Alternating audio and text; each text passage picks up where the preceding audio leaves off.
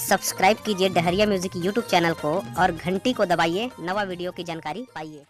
1 2 3 4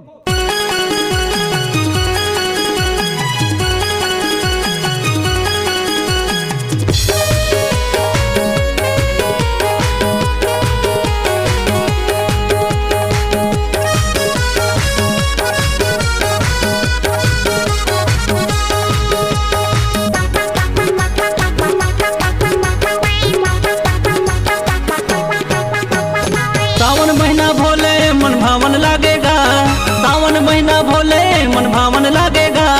बोल बम जयकारा तोरे जगह जगह गा, बोल बम जयकारा तोरे जगह जगह गा। सावन महीना भोले मन भावन लागेगा, सावन महीना भोले मन भावन लागेगा। बोल बम जयकारा तोरे जगह जगह गा, बोल बम जयकारा तोरे जगह जगह गा।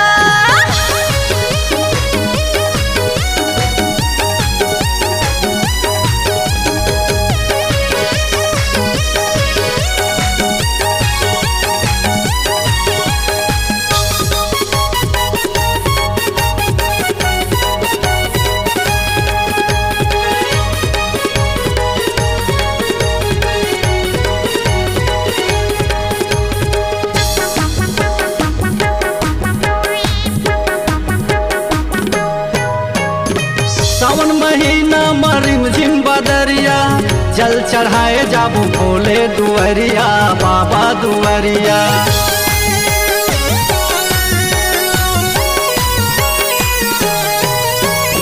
सावन महीना रिमझिम बदरिया, जल चढ़ाए जाबो शिव के दुआरिया, बाबा दुआरिया।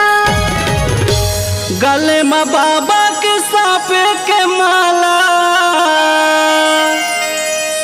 गले में बाबा के सापे के माला, कमर में मिर्गा के हवा छलगा, हवा छलगा। बोल बम जयकारा तोरे जगह जगह गा, बोल बम जयकारा तोरे जगह जगह गा।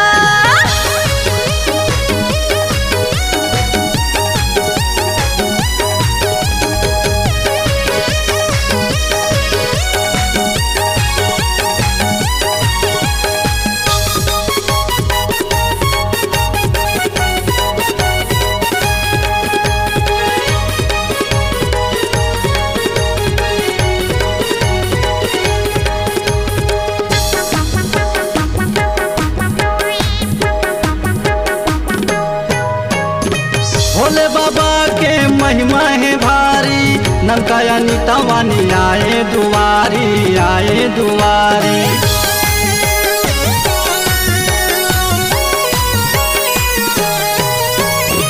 भोले बाबा के महिमा है भारी, ननकाया नीतावानी आए दुआरी, आए दुआरी। आकाश आनंद कैसे गाना गवाहूँ, आकाश आनंद कैसे गाना गवाहूँ। बम बम बोले सब भोले भोले गा, भोले भोले गा।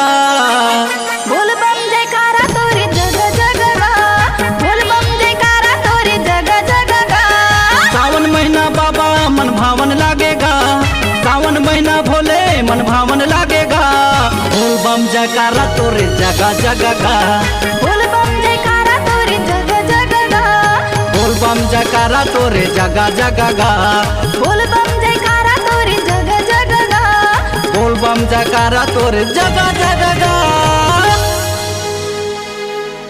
यदि आपके आवाज में है दम तो चले आइए multi track digital audio video and film recording studio Pamgarh आपको दे एक नई पहचान। पता जांजगीर रोड, पुराना सोमवारी बाजार, पामगढ़। Phone number 8878431262। यदि आप हमारा गाना फ्री में डाउनलोड करना चाहते हैं तो हमारे चैनल को YouTube पर सब्सक्राइब कीजिए। स्टार म्यूजिक पामगढ़ आपको दे एक नई पहचान।